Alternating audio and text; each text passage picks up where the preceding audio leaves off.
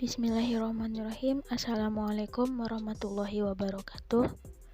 Perkenalkan, nama saya Hasnah Salsabila dengan NIM A0D021052 dari kelas Pajak B semester 2.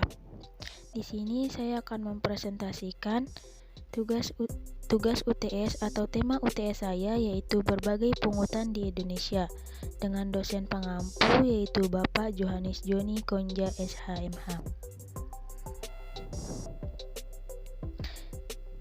Pungutan yang pertama adalah pajak. Pengertian pajak itu sendiri adalah kontribusi wajib kepada negara yang terutang oleh orang pribadi atau badan yang bersifat memaksa berdasarkan undang-undang, dengan tidak mendapatkan imbalan secara langsung dan digunakan untuk keperluan negara bagi sebesar-besarnya untuk kemakmuran rakyat. Fungsi pajak itu sendiri adalah yang pertama sebagai fungsi anggaran, sebagai sumber pemasukan keuangan negara dengan cara mengumpulkan dana dari wajib pajak kepada kas negara untuk membangun infrastruktur,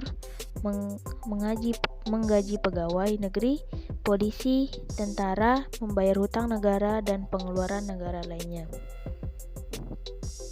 Fungsi pajak yang kedua adalah sebagai mengatur atau regulasi kebijakan yang membantu pemerintah untuk mengatur laju pertumbuhan ekonomi.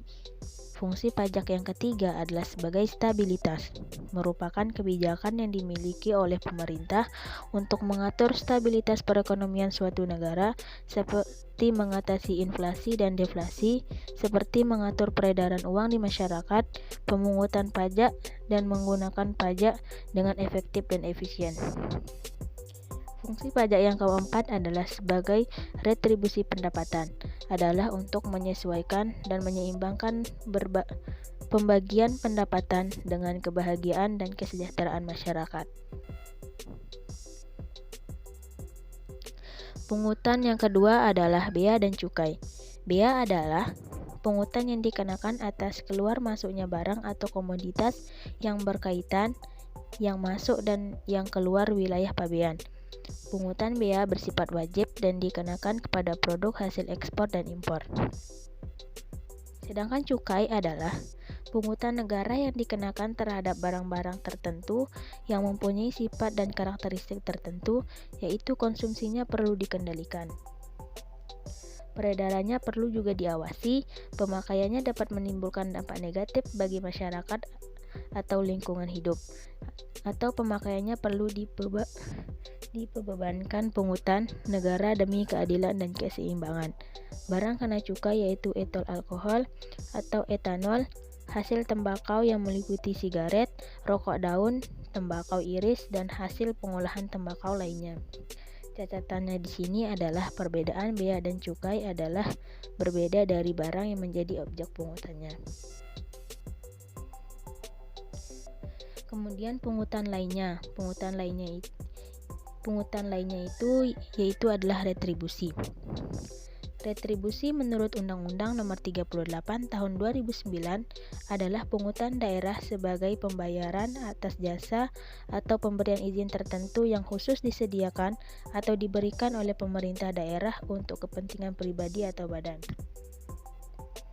Contoh retribusi daerah, yang pertama retribusi pelayanan kesehatan seperti puskesmas, postu, dan rumah sakit umum. Nomor 2 yaitu retribusi pelayanan kesampahan atau kebersihan. Yang ketiga, retribusi penggantian biaya cetak KTP dan akta catatan sipil. Yang keempat, retribusi penamaan dan pengabuan mayat. Yang kelima, retribusi pelayanan parkir.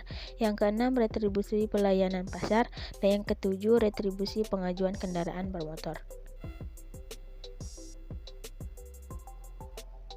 Pungutan lainnya yang selanjutnya adalah iuran. Iuran adalah pungutan yang dilakukan sehubungan dengan sesuatu jasa atau aktivitas yang diberikan pemerintah secara langsung dan nyata kepada kelompok atau golongan pembayaran. Catatan di sini adalah iuran tidak termasuk pajak. Contoh iuran yaitu iuran televisi, iuran keamanan, dan iuran sampah dan kebersihan.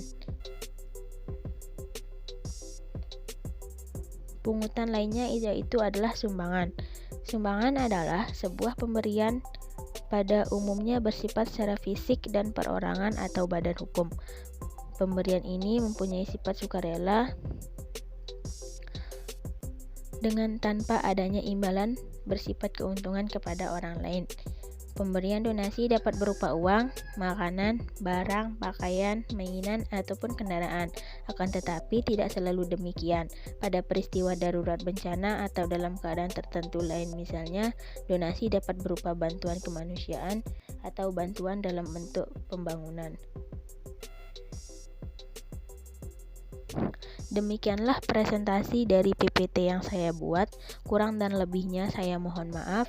Wabillahi taufiq wal hidayah. Wassalamualaikum warahmatullahi wabarakatuh.